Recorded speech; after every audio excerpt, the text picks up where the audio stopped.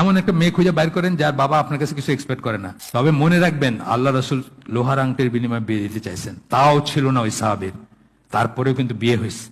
বিয়েও করবেন ওরকম মেয়ে যে সেটা বুঝবে। সেদিন পয়লা দিনে এসে বলে আমার আমার ড্রেসিং টেবিল কই, আমার আলনা কই, আমার এটা কই ওটা কই, তাহলে আপনি মারা গেছেন।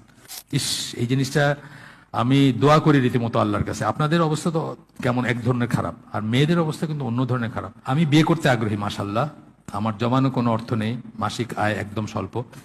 পিতাকে বললাম কিন্তু রাজি হচ্ছে না। এখন আমার করণীয় কি? বিয়ে করে ফেলান। করণীয় হচ্ছে বিয়ে করে ফেলান।